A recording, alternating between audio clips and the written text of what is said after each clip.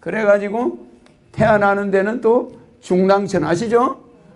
가운데 중자, 눈물 흘릴 랑자, 중랑천에서 태어나.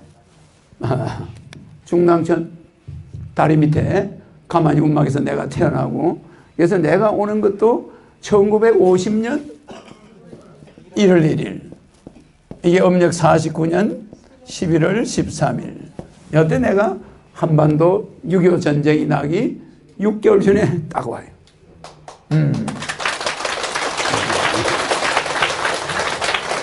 그래서 한반도에 신인이 등장한 거야. 알겠죠? 네. 한반도에 신인이 등장함으로써 세계 질서가 재편돼 버려.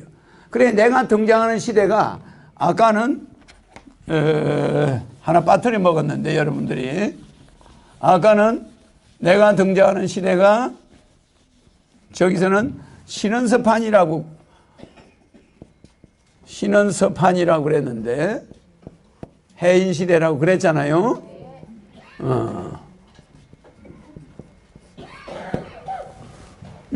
이런 신원서판 해인시대인데 빠진 게 있어요. 뭐냐? 잘 보세요. 이게 뭐죠? 큰 대자 위에 적을 소자. 첨이죠, 그죠? 첨단 시대에 온다는 거야, 이 시대가. 맞아요. 첨단 시대. 큰 것이 작은 것한테 잡아먹히는 시대야. 한반도가 작지만은 세계를, 큰 미국이나 중국 이런 나라를 다 누르게 되는 시대가 온다는 거야. 그게 첨단 시대.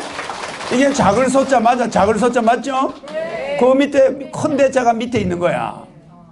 작은 것이 큰 거를 잡아먹어요. 그래서 내가 미국에서 왜 안 태어났느냐? 미국에서 태어나면 세계 통일을 할 수가 없어. 왜? 미국이 패권 국가예요. 미국, 영국, 프랑스, 중국, 러시아는 무슨 국가? 패권 국가. 무슨 말이냐면 서로 자기가 세계 1등이 되겠다고 싸워. 근데 이 사람들이 통일하려고 그러면 다른 나라가 오케이 하나? 다 의심을 해. 그래서 유엔 사무총장은 유엔 헌장에 이 미국, 영국, 프랑스, 중국, 러시아 할 수 있나 없나? 못해. 왜? 자기들이 권력을 잡으려고 패권 싸움을 하니까. 그래서 누가 하게 돼 있어요? 유엔 회원국은 회원국인데 상임이사국 아닌 나라가 유엔 사무총장 하게 되고, 유엔 본부도 미국, 영국, 프랑스, 중국, 러시아에는 못 두게 돼 있어. 근데 미국이 불법으로 70년간을 65년간 유엔 본부를 뉴욕에 가지고 있어, 안 가지고 있어? 그 불법이야. 그래서 유엔 본부도 미국이 가지고 있으면 그걸 이용해 먹어. 안 그러겠어요? 그러니까 허경영이가 대통령 되고 나면은 올바른 말을 미국하고 해. 유엔 본부는 너가 가지고 있으면 안 되잖아. 이제 65년간 가지고 전 세계 무기 그만큼 팔아먹었으면 이제 우리한테 주라. 가져오겠어, 안 가져오겠어? 가져와서 판문점에다 갖다 놔면은 미국도 안전하고 우리도 안전해. 그래, 유엔 분담금을 미국이 10만 명의 유엔군을 유지하는 비용이 어마어마해. 알겠죠? 그래, 이 유엔군 유지비를 일본하고 한국만 내놓는 거야. 다른 나라들은 안 줘요. 미국이 돈이 많다. 누구 마음대로 유엔 가지고 누구 장사해 먹는데 우리가 왜 주냐 이래. 그런데 우리나라하고 일본은 안 낼 수가 없어서 주는데, 왜? 오키나와 미군 기지가 와 있고 우리나라 미군이 와 있으니까 우리가 이제 또 해주는 거야. 그런데 우리나라가 유엔을 가져오면 내가 대통령, 내가 황제가 된다면은 유엔 분담금 모으겠어, 안 모으겠어?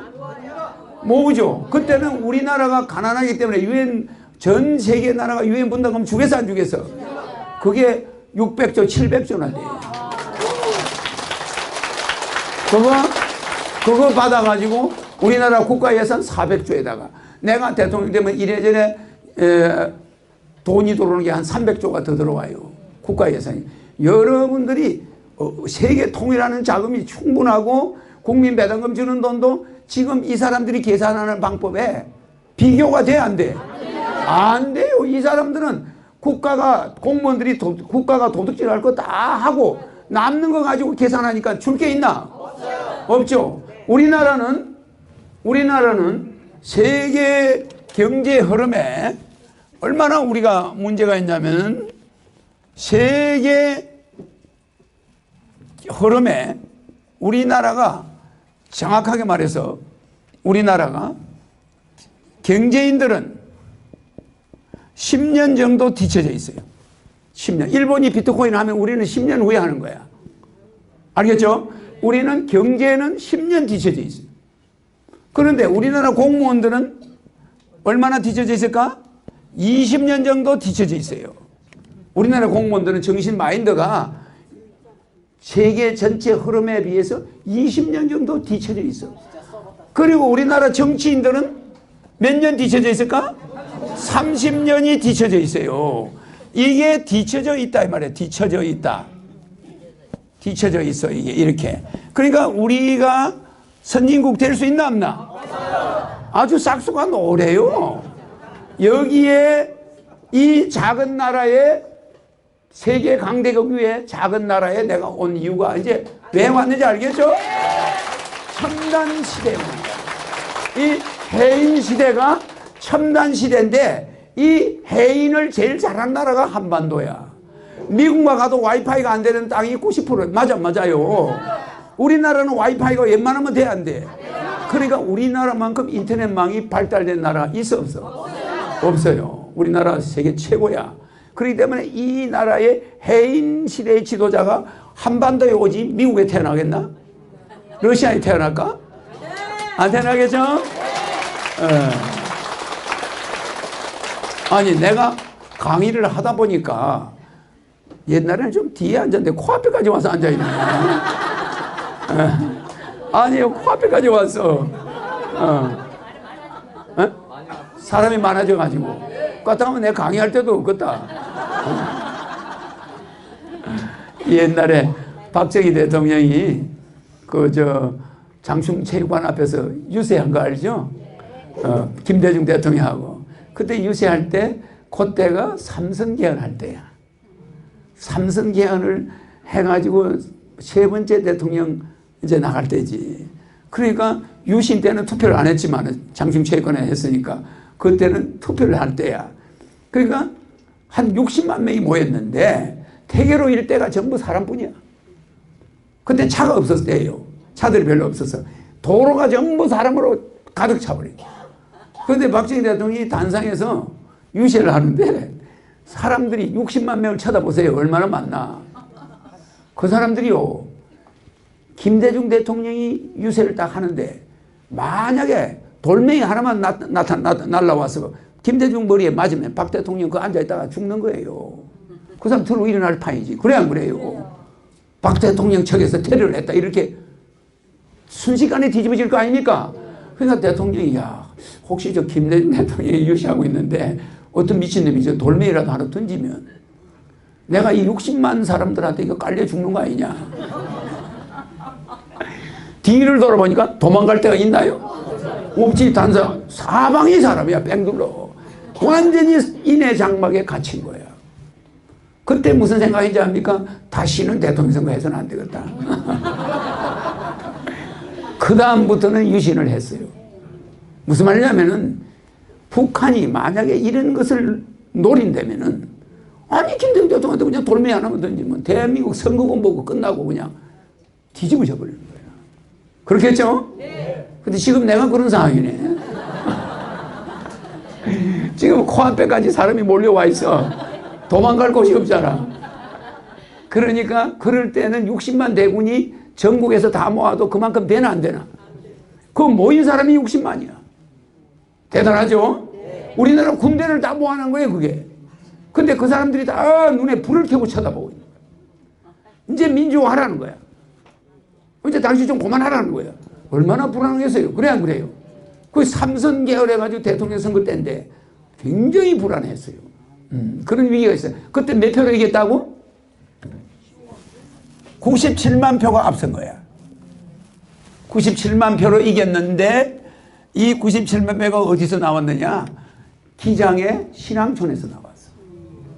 그 있는 전체 사람들이 한 300만 됐어요. 신앙촌 하는 사람들이. 그 사람들이 신앙촌의 박태선 장로의 사주가 박정희 사주가 똑같아요. 날짜도 하나 안 틀려. 사주가 같은 거야. 그런데 신앙촌 박태선 장로가 사형을 받고 감옥에 있을 때 죽을 날짜를 기다리고 있는데 박정희가 행명을 한 거야. 그러니까 박정희 앞에 사형 결재 올라왔을 때 박 대통령이 이거 뭐야? 아, 종교단체에서 아마 모함을 한 것 같습니다. 사형 집행할까요? 야, 풀어줘. 사주가 나오고 갔잖아, 이거. 아니, 이 사람이 죽으면 내가 죽는 거 아니야, 이거. 아니, 사주가 같은 사람을 죽여버리면 되나? 풀어줘. 풀어주니까 거기에 대한 은혜를 갚은 거야. 무슨 이야기겠죠? 그래가지고 청와대에서 아무리 조사를 해봐도 김대중 대통령한테 100만 표 정도 뒤지는 거야. 그런데도 박정희 대통령이 투표를 강행했어. 알겠죠? 네. 지면 나가겠다. 이렇게 했습니다. 그때도 참 아슬아슬했어요. 그런데 역시 그 박태선 장로가 그걸 그 신앙촌을 전부 몰표가 나온 거야. 그 나중에 투표를 조사해보니까 어느 한 지역에서 표가 다 나왔어. 기장하고 그 몇 군데 있어요. 그 신앙촌이. 거기서 표가 다 나왔어. 대통령. 그 다음부터 신앙촌이 좀 잘 나갔지. 알겠죠? 그런 사람이라는 게 사주팔자가 같다는 거. 여러분들이 지난주에 내한테 누가 질문했잖아. 사주팔자가 내 사주를 누가 뭐 했다면 사주팔자가 같다고 같은 게 아니에요. 그럼 왜 같지 않을까? 사주가 같은데. 에? 사주가 같은데 같지 않는 것은 첫째 부모가 달라. 맞아요. 이재용이 사주와 똑같은 사람이 있는데 거지가 셌어. 부모가 빈털털이야. 맞아요. 부모가 누구냐에 따라 달라져 버려. 그 다음에 두 번째는 뭐가 있어요? 부인이 누구냐 따라 달라져요. 남편이 누구냐 따라서. 그러니까 이거 사주가 같다는 게 무슨 일리가 있나 없나? 아무 소용이 없어. 세 번째, 자식이 누구냐 따라 달라져. 지역이 어디냐 따라서 달라져요. 이게 한 50가지가 다 달라. 여기서 또 자기 인물이 어떻게 생기냐 따라 달라져. 아니, 사주는 같은데 인물은 같아 안 같아? 달라요. 그러니까 이게 인물도 또 다르지. 성격이 또 달라. 이래가지고 다 그 대신에 사이클은 같아. 사주가 같으면 사이클은 같아. 그래가지고 이재용이가 회장에 취임한다면은 그 사람은 그날 학교 무슨 동네 무슨 이장으로 당선될 수도 있는 거야. 이재용이가 그날 재수가 되게 좋으면 이 사람은 그날 한 10,000원짜리를 길어서 하나 주는 거야. 사이클은 사주가 같으니까 사이클은 같아. 같은데 운명은 하늘과 땅이에요. 맞아요? 네, 그래서 사주 가지고는 이름을 짓는 데 쓰고 궁합 보는 데 쓰지 실물이 굉장히 중요한 거야. 자기가 처한 환경. 알겠죠? 그래서 사주를 맹목적으로 불신해도 안 되고 믿어도 안 되고. 그래서 사주는 쓸 때가 있어요. 궁합 볼 때. 또 이럴 때 쓰는 거예요. 그래서 사주는 이 사주적 불효관상이라고 그랬는데 이 네 가지 기둥은 이것만 가지고는 그 사람의 운명을 결정할 수가 없어요. 지금 박근혜와 같은 사주, 이재용과 같은 사주가 다 감옥에 가 있습니까?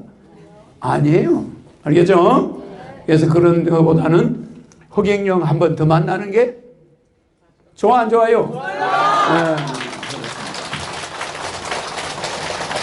그래서 내가 한반도에 온 것은 첨단 시대라서 작은 나라를 택했다. 알겠죠? 작은 나라 코리아를 택해 왔으니까 우리 한국은 앞으로 행운이야, 행운. 행운 맞죠? 지금은 문재인 대통령이 지금 정치를 잘 하고 있다고 이제 여러분들은 이제 생각하겠지요. 아주 못해요. 그런데 미안하지만 생일날 아무것도 안 주더라고. 그래 안 그래요? 근데 나는 생일날 여러분들 선물이 오죠? 네. 그리고 설날 5천만 국민 전체에 선물이 가요.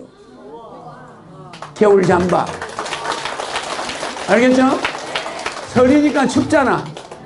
그러니까 겨울 잠바도 국민 옷 색깔이 전부 똑같으면 안 되니까 가지각색으로. 또 장갑을 주는 사람, 젊은 애들은 야구 글러브 이런 식으로 해서 설날 선물과 추석 선물이 있어. 생일 선물이 있어. 알겠죠? 그러니까 허경영 대통령이 지금 이분들이 개헌해서 4년 중임제 하겠다고 그러죠? 나는 4년 하고 나서 물러나려고 하면 못 나가는 거야. 중임제 선거운동을 할 필요가 있을까 없을까? 저 사람 나가버리면 가족이 5명이면 80억 손해야. 80억 달아나는 거야. 국민배당금 계산해봐요. 한평생 얼마인가? 가족 5명이면 마누라까지 해서 10명이야. 그 돈이 얼마예요? 그래 안 그래? 그러니까 허경영이가 대통령 물러나는 날 그 사람들은 초상집이 되는 거예요. 우리나라. 그래서 국민투표 할 필요가 있을까 없을까? 나는 국민투표 자체가 필요가 없어. 국민한테 대통령이 여러분 잘 알죠?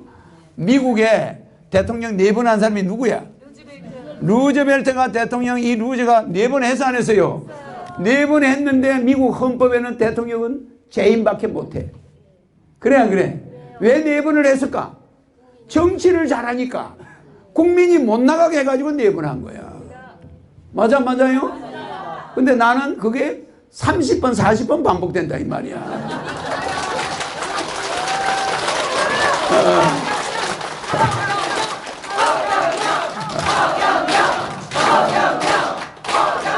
그래서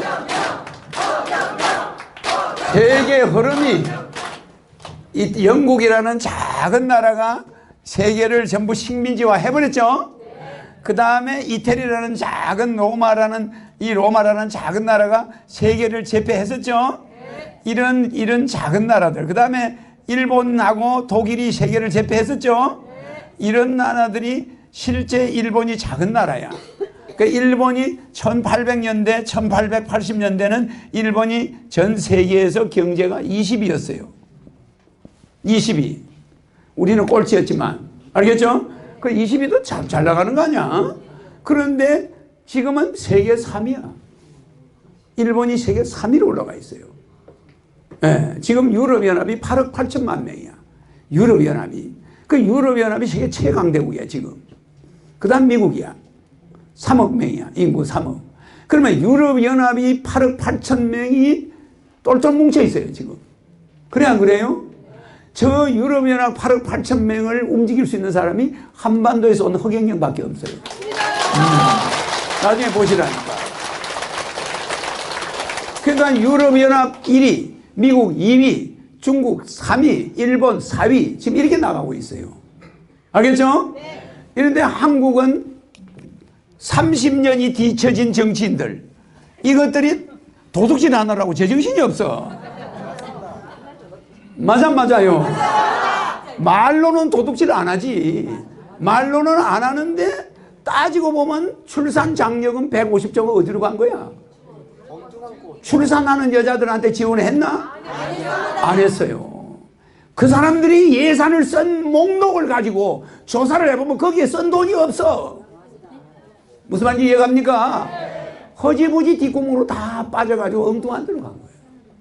안기부에 갖다 놓은 돈이 왜 대통령 서랍 안에 35억이 가 있냐고. 무슨 말인지 이해갑니까? 이게 아무리 우리가 뭐 대통령이 깨끗하다고 그래도 그런 돈이 그 서랍에 가 있으면 됩니까? 안 되는 거예요. 그게 그 자체는 국회에 보고도 안 하게 돼 있어. 아니 정보부 안기부에서 쓴 돈이 국회 정보위에 보고가 안 돼 버리니까 그걸 감사할 수 있는 자격이 있는 사람이 있나 없나? 없어. 저거 마음대로 갖다 기마에 쓰는 거예요. 기마에. 이게 나타났죠? 네, 우리는 굉장히 많이 고쳐야 돼요. 그래서 우리나라 정치는 30년 뒤졌다는 건 조선시대로 돌아가는 거예요. 조선시대.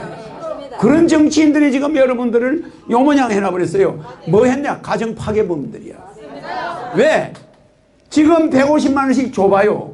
그냥 모든 사람이 결혼하고 엄마 아버지 문제, 양로원 문제, 뭐 요양병원 문제, 결혼 문제 다 해결돼 안 돼? 다 해결할 수 있는데 그 돈이 어디로 들어가냐? 지금은 막 비트코인으로 들어가 버리고 또 어디로 가? 지하에 막 다 숨어버리는 거야 돈이. 알겠습니까? 돈이 확 돌게 해줘야 되는데 돈이 도망을 다녀. 돈을 찾으러 다녀야 돼. 알겠죠? 그래서 우리는 공무원이 20년 뒤처졌어. 경제인들도 10년이나 뒤처져 있어. 지금 내가 분명히 경고하는데 우리 경제가 앞으로 위기가 딱 다가와요. 뭐가 다가오냐? 자동차 시장이 앞으로 전멸해가요. 전멸. 왜? 전기자동차 나와 안 나와? 나오면은 부속 공장들 다 망해 안 망해? 전기자동차에 부속 들어가나 안 들어가나? 없어요. 다이아하고 배터리뿐이야. 핸들하고. 그런데 지금은 부속이 몇만 개 중소기업이 먹고 살아?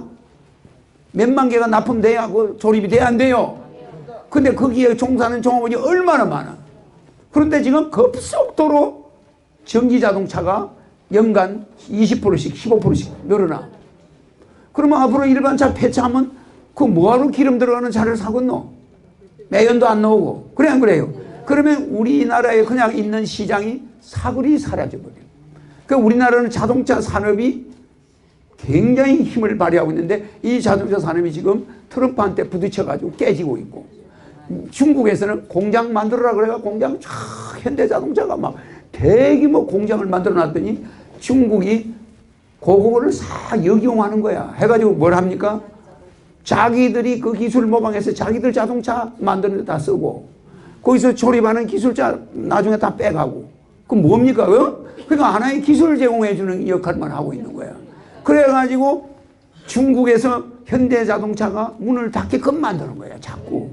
그래서 50%가 줄어버려서 매출이. 그러면 어떻게 해서 죽이느냐? 점점 그 자동차 회사를 뺏어가기 위해서 회사를 망하게 하는 거예요. 그리고 자기 차를 지원하는 거예요. 그러니까 나중에 지금 어떻게 돼요? 현대자동차, 중국에 있는 자동차 문 닫았어요. 난리가 났어요. 왜? 납품값을 못 줘가지고. 차가 안 팔리니. 그리고 부속 납품 회사가 납품값을 안 주면 작업 못 하도록 위해서 손을 써. 그리고 한국 공장에 빼먹을 거 다 빼먹고 그 다음은 문을 닫게 해야 저거 자동차가 많이 팔릴 거 아니야. 그러니까 우리는 거기에 말려드는 거야. 무슨지 이해가죠? 네. 그래서 지금 중국에 있는 현대자동차는 지금 작업을 못하고 있어. 돈 때문에. 부속값을 안 줘가지고. 응? 그러니까 내가 대기업들, 우리 자동차 기업들 이렇게 쳐다보면 앞으로 어지러워. 이제는 우리가 뭐 생산할 것도 없어요. 핸드폰, 뭐 나머지 자동차는 이제 서리 맞고 있는 거야, 세계적으로. 각자 자기 나라 걸 썩었다는 거야, 지금. 미국이 관세를 가지고 또 나오지. 그러니까 FTA를 다시 한다. 그러면 미국이 자동차 시장을 자기들이 먹으려고 해. 자기 기업을 보호하려고. 이렇게 되다 보니까 우리나라는 수출할 물건이 없어지는 거야. 선박도 망해. 자동차 망해. 전부 세계 경제가 내리막길. 알겠죠? 근데 여기에서 한반도가 영성산업을 가지고 허경이가 나타나서 세계